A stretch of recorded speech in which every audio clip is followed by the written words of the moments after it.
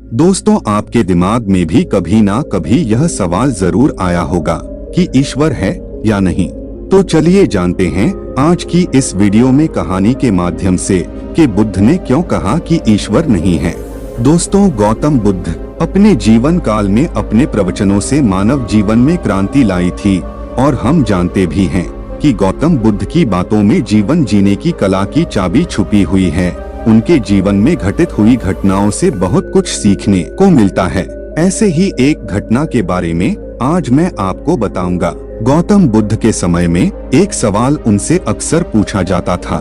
दोस्तों, आज के इस वीडियो में हम जानेंगे कि गौतम बुद्ध क्यों ईश्वर को मानने से इनकार किए कि ईश्वर है या नहीं, और हर बार बुद्ध एक अलग जवाब देते थे। ईश्वर के बारे में पूछा गया यह सवाल आज भी पहेली है और बुद्ध के समय में भी पहेली ही था। लोगों ने यह सवाल कई बार बुद्ध से पूछा, लेकिन बुद्ध कभी भी इसका सही जवाब नहीं दिए।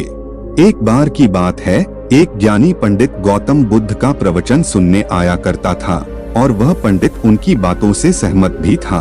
वह मानता था कि गौतम बुद्ध एक ज्ञानी पुरुष हैं। एक बार बुद्ध ध्यान की मुद्रा में बैठे हुए थे और वह व्यक्ति उनके पास गया और उनसे पूछा कि बुद्ध, कृपया आप मुझे बताएं कि ईश्वर है या नहीं।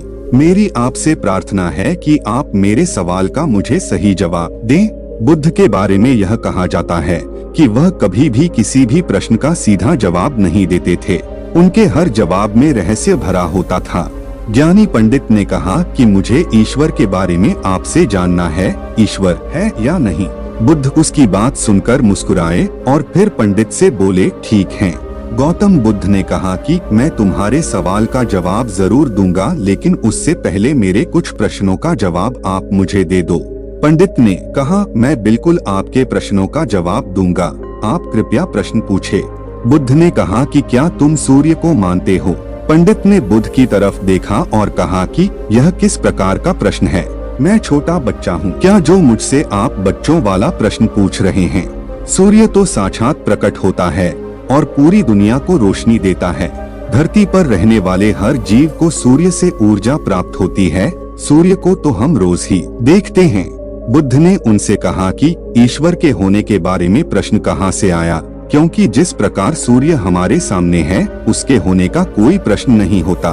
तब ईश्वर के लिए यह सवाल क्यों उठा, ईश्वर को मानने की क्या आवश्यकता। इसका मतलब तो यह हुआ कि आपके मन में कहीं न कहीं ईश्वर के प्रति संदेह है, क्योंकि ईश्वर सूर्य की तरह आपके सामने नहीं है।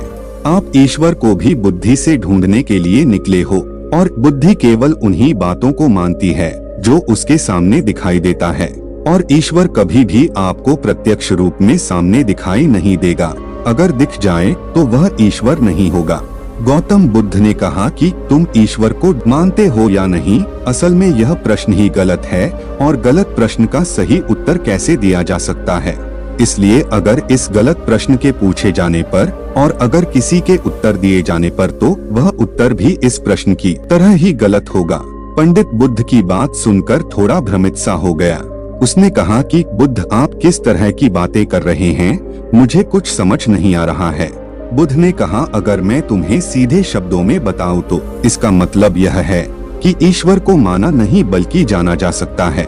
अगर तुम मुझसे यह प्रश्न करते कि मैं ईश्वर को जानना चाहता हूं, तो मैं तुम्हारी मदद कर सकता था, और जिस दिन तुम ईश्वर को जान जाओगे उस ईश्वर की व्याख्या तुम सीधे कभी नहीं कर पाओगे। लेकिन लोगों का ईश्वर के दर्शनों का स्वाद चखने में मदद जरूर कर सकते हो। तुम कभी अपना अनुभव किसी को दे नहीं सकते हो, लेकिन किसी को अनुभव कराने में सहायता जरूर कर सकते हो। दोस्तों, आपने बुद्ध के जीवन की बहुत सी कहानियां, किस्से सुने होंगे, लेकिन वहां आपने देखा होगा कि बुद्ध ने कभी भी ईश्वर के बारे में स्पष्ट नहीं कहा, और इसकी वजह से कई बार बुद्ध के ऊपर उंगलियां भी उठी।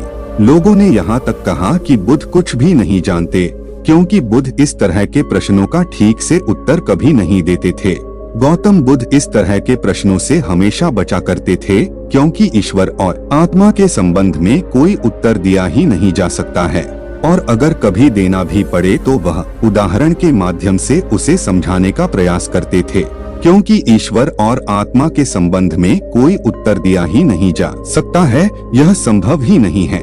और मेरा यह मानना है कि बुद्ध को सचमुच ज्ञान प्राप्त हुआ था। वह उस ईश्वर का अनुभव कर चुके थे और कोई भी व्यक्ति जो इस अनुभव को प्राप्त कर चुका हो वह कभी भी ईश्वर के बारे में या ज्ञान के बारे में सीधा सीधा कभी नहीं बताता। वह आपके प्रश्न को बीच में ही लटका देता है क्योंकि वह चाहता है कि आप उसका स्वाद खुद खे। गौतम बुद्ध ने कभी वह गलती नहीं की जो आज के कुछ धर्मगुरु कर रहे हैं।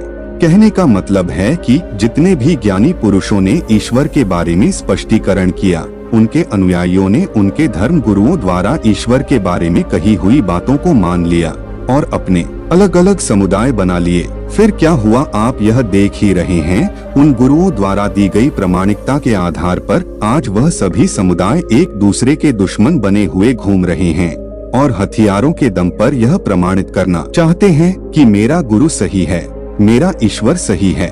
वह लोग यह कहते हैं कि तुम अपनी ईश्वर को छोड़ो और हमारे ईश्वर को मानो क्योंकि हमारा ईश्वर सत्य है। अगर कोई व्यक्ति ईश्वर की सीधी व्याख्या कर देगा तो अज्ञानियों की भीड़ उसकी बातों को मान लेगी।